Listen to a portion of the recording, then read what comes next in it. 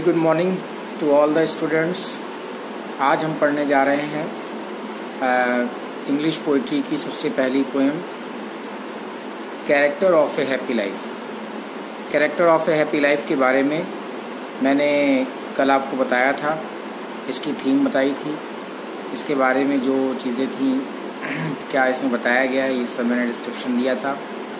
Character of A happy life के बारे में एक बार फिर से छोटी सी बात जान लें, फिर इसके लाइन टू लाइन एक्सप्लेनेशन हम लोग देखेंगे। Character of A happy life जो कविता है उसका हिंदी अर्थ होता है प्रसन्न जीवन का चरित्र या the secret of a happy life, जिसे हम कह सकते हैं कि प्रसन्न जीवन का रहस्य क्या होता है।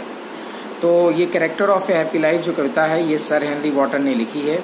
इस कविता के माध्यम से सर हेनरी वॉटन ने हमें ये बताना चाहा है कि ऐसे कौन सी क्वालिटीज़ हैं, ऐसी कौन सी कैरेक्टरिस्टिक्स हैं, चारित्रिक विशेषताएं हैं, बाई अडॉप्टिंग विच, जिनको स्वीकार करके we can become happy in our life, हम अपने जीवन में प्रसन्न रह सकते हैं। इस कविता के माध्यम से कवि हमें यही बताना चाहता है।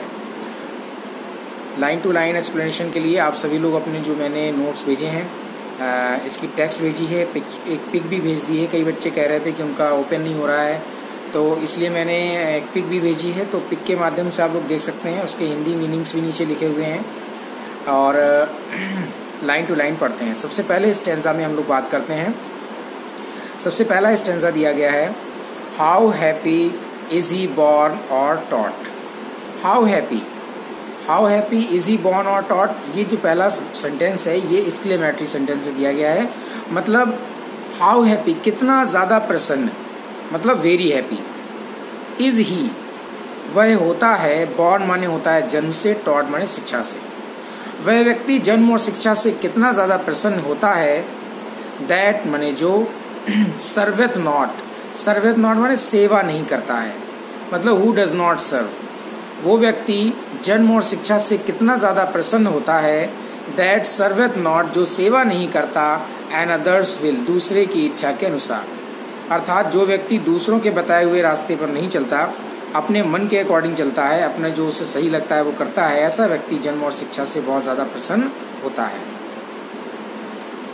इसके अलावा नेक्स्ट लाइन में हम लोग आएंगे तो पोएट कहता है थर्ड लाइन में, हुज आर्मर, जिसकी ईमानदारी, हुज आर्मर, जिसका कवच, is his honest thought. Is माने होता है, ऑनेस्ट थॉट माने ईमानदारी पूर्ण विचार, अर्थात जिसका ईमानदारी पूर्ण विचार ही जिसका कवच है, मतलब जिसकी ईमानदारी ही उसका कवच है। एंड सिंपल ट्रूथ का अर्थ होता है छोटी छोटी बातों में भी सच बोलना, और छोटी छोटी बातों में भी सच बोलना हिज अटमोस्ट स्किल माने द बिगेस्ट क्वालिटी, जिसकी सबसे बड़ी विशेषता होती है।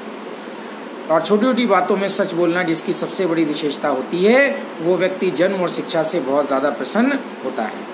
तो पहले स्टेंजा में पोएट ने हमें बताना चाहा है कि वो व्यक्ति जन्म और शिक्षा से बहुत ज़्यादा प्रसन्न होता है जो दूसरे की इच्छा अनुसार कार्य न करे, और जिसकी ईमानदारी ही उसका कवच हो, और छोटी छोटी बातों में सच बोलना जिसकी सबसे बड़ी विशेषता होती है, ऐसा व्यक्ति जन्म और शिक्षा से बहुत ज़्यादा प्रसन्न होता है। According to the poet, only that man is extremely happy by birth or education who does not do his work according to the will of others, whose honesty is his production, and speaking truth is the most important quality of his life. चलिए दूसरे stanza में आते हैं। दूसरे stanza थोड़ा सा important भी है, इम्पोर्टेंट आप लोग लगा लें। Whose passions not his masters are. Whose passions, यानी कि जिसकी, पैशंस माने भावनाएं, जिसकी भावनाएं, कैसी भावनाएं, क्रोध, प्रेम, भय, ईर्ष्या, जलन, ये सब भावनाएं होती हैं, पैशंस होती हैं। Whose passions not his masters are, उसकी मालिक नहीं होती, अर्थात जिसकी भावनाएं उसकी मालिक नहीं होती। और whose soul, जिसकी आत्मा, is still prepared for death, हमेशा मृत्यु के लिए तैयार रहती है, और जिसकी आत्मा हमेशा मौत के लिए तैयार रहती है।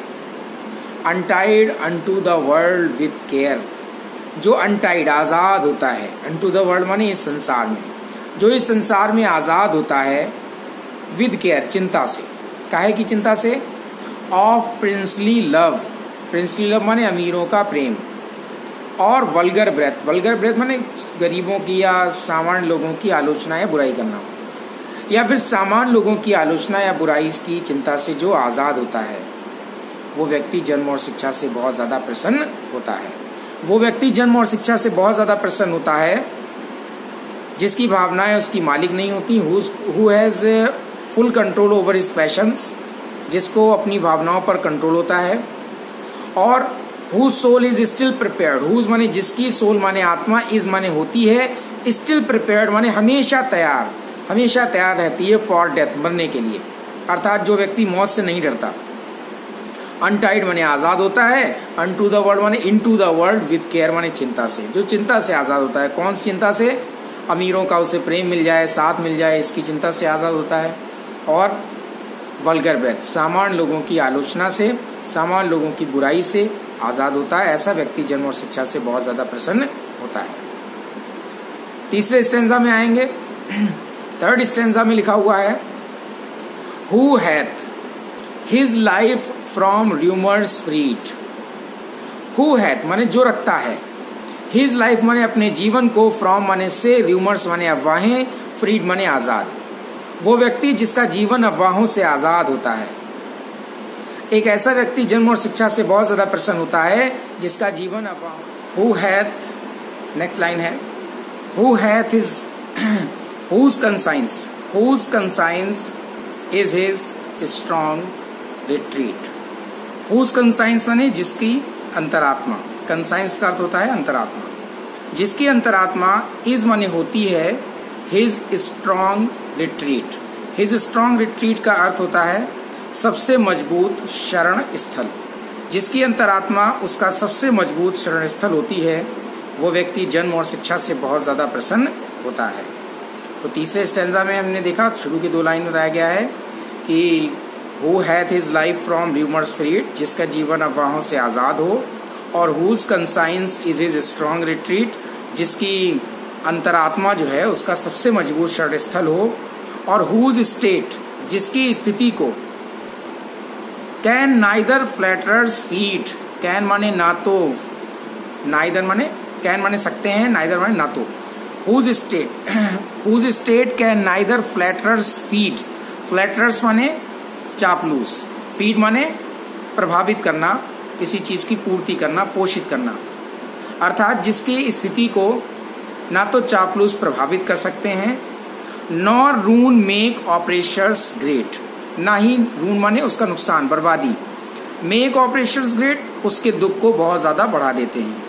तो ऐसा व्यक्ति जन्म और शिक्षा से बहुत ज्यादा प्रसन्न होता है जिसका जीवन अफवाहों से आजाद हो, और जिसकी अंतरात्मा ही उसका सबसे मजबूत शरण स्थल हो, और जिसकी स्थिति को ना तो कोई चापलूस प्रभावित कर सकता है, ना ही उसका नुकसान उसके दुखों को बढ़ा देता है। तो ऐसा व्यक्ति जन्म और शिक्षा से बहुत ज्यादा प्रसन्न रहता है या होता है। हु इनवाइज नन, एक हमेशा प्रसन्न रहने वाला व्यक्ति ऐसा होता है, हु इनवाइज नन, जो किसी से ईर्ष्या नहीं करता। हुम चांस डथ रेस, हुम चांस डथ रेस, जिन्होंने किस्मत से उन्नति कर ली हो, जिन्होंने किस्मत ने साथ दिया हो और उन्नति कर ली हो, वो ऐसे लोगों से ईर्ष्या नहीं करता। नॉर वाइस, ना वो उनकी बुराई करता है, वाइस माने बुराई करना। हु नेवर अंडरस्टूड, जो कभी नहीं समझता, हाउ डीपेस्ट वुंड्स, कितने गहरे जख्म, आर गिवन दिए जाते हैं विद प्रेज, प्रशंसा के द्वारा। जो ये कभी नहीं समझता कि प्रशंसा के माध्यम से कितने गहरे जख्म दिए जाते हैं।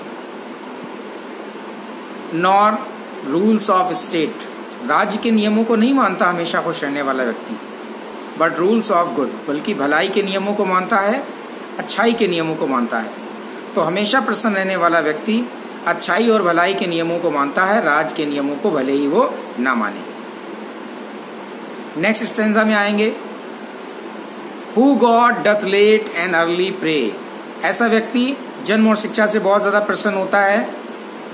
हु गॉड, जो ईश्वर की, डथ लेट देर रात, एंड अर्ली और सुबह जल्दी उठकर, प्रे माने प्रार्थना करता है। एक हमेशा प्रसन्न रहने वाला व्यक्ति सुबह जल्दी उठकर और देर रात में ईश्वर की पूजा अर्चना करता है, और किस लिए पूजा अर्चना करता है? मोर ऑफ हिज ग्रेस, ज्यादातर उसकी कृपा पाने के लिए। Then gifts to land, gifts माने उपहार, टू लैंड माने पाना या लेना। बजाय इसके उपहारों के लेने के वो ईश्वर उसके ऊपर कृपा बनाए रखे, सिर्फ इसलिए वो पूजा अर्चना करता है। अर्थात एक हमेशा प्रसन्न रहने वाला व्यक्ति ईश्वर का सबसे अच्छा सेवक होता है, सबसे अच्छी उसकी सेवा करता है। हु इंटरटेन्स, जो गुजारता है द हार्मलेस डे, बिना नुकसान के अपने दिन को, जो अपना दिन बिना किसी नुकसान के साथ गुजारता है। With A well chosen book, एक अच्छी तरह से चुनी हुई किताब के साथ। और विद ए फ्रेंड, या फिर अपने एक अच्छे से मित्र के साथ। एक हमेशा प्रसन्न रहने वाला व्यक्ति अपने दिन को बिना किसी नुकसान के गुजार लेता है। या तो वो अपने किसी अच्छे दोस्त के साथ रहेगा, विश्वास पात्र मित्र के साथ रहेगा, या वो अच्छी किताबों को पढ़ेगा जिससे कि उसे ज्ञान मिलेगा। ऐसा व्यक्ति हमेशा जन्म और शिक्षा से बहुत ज्यादा प्रसन्न रहता है। आपका लास्ट स्टेंजा दिया गया है पोएम का, बहुत इंपॉर्टेंट है एग्जाम के लिए, most important for your explanation. और इस स्टेंजा को इंपॉर्टेंट लगा लिए, वेरी मोस्ट इंपॉर्टेंट लगा लें। एग्जाम में बहुत ज्यादा पूछा आता है ये।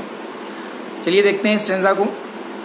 दिस मैन, ये व्यक्ति, दिस मैन कौन है? यानी कि हमेशा प्रसन्न रहने वाला व्यक्ति, ए happy man, is free from servile bands. Is माने आजाद होता है, इज माने होता है, फ्री माने आजाद होता है, इज फ्री माने आजाद होता है।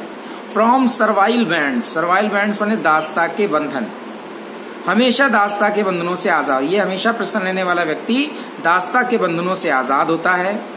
ऑफ होप टू राइज, इसे उन्नति की आशा नहीं होती। और फियर टू फॉल, ना उसे पतन का भय होता है। ये नहीं है लालच उसके अंदर हो कि उसे बहुत आगे जाना है, बहुत कुछ करना है, ना उसे इस बात का डर होता है कि उसका पतन हो जाएगा।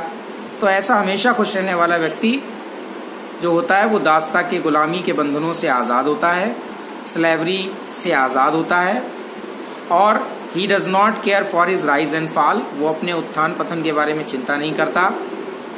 लॉर्ड ऑफ हिमसेल्फ, स्वयं का मालिक होता है। दो नॉट ऑफ लैंड्स, भले ही जमीन जायदाद का मालिक ना हो। भले ही हमेशा खुश रहने वाला व्यक्ति के पास बहुत सारी जमीन ना हो, जायदाद ना हो, फिर भी वो खुश रहता है, वो अपने आप का मालिक होता है। Lord of himself. And having nothing, और कुछ भी ना होते हुए ही है ताल, उसके पास सब कुछ होता है। और भले ही एक हमेशा खुश रहने वाले व्यक्ति के पास कुछ भी ना हो, फिर भी उसके पास सब कुछ होता है। So this was your poem जिसका नाम है character of A happy life. I hope आप लोगों को समझ में आ गई होगी। तो ये आपका जो इसका लाइन बाय लाइन एक्सप्लेनेशन था मैंने बता दिया है। इसका सेंट्रल आइडिया मैं अभी पोस्ट कर दूंगा ग्रुप पर, तो आप लोग उसको जो है नोट डाउन कर सकते हैं, नोट कर लीजिएगा। एक्सप्लेनेशन सबसे लास्ट में हम लोग करेंगे। और एक्सप्लेनेशन के लिए आपको करना ये है, जैसा कि मैंने पिछले साल भी कराया था आप लोगों को, कि सबसे पहले आपको क्या करना है, पोएम के नाम डालना है। पोएम के नाम डालने के बाद में आपको उसके मीनिंग्स लिखने हैं। मीनिंग्स लिखने के बाद, मीनिंग कैसे लिखने हैं, जैसा मैंने पिक भेजी है, स्टेंजा लिखिए, उसके नीचे उसके मीनिंग्स लिखिए, अगला स्टेंजा लिखिए, उसके मीनिंग लिखिए। और उसके बाद में आप लोगों को सेंट्रल आइडिया हेडिंग डालनी है, central idea of the poem. Central idea के लिए एक पेज पूरा छोड़ देना है और एक्सप्लेनेशन के लिए भी एक पेज पूरा छोड़ देना है। ठीक है, नेक्स्ट वीडियो में मिलते हैं। अगले वीडियो में हम लोग पढ़ेंगे अपनी नेक्स्ट पोएम को, द ट्रू ब्यूटी को, मंडे को। Thank you very much.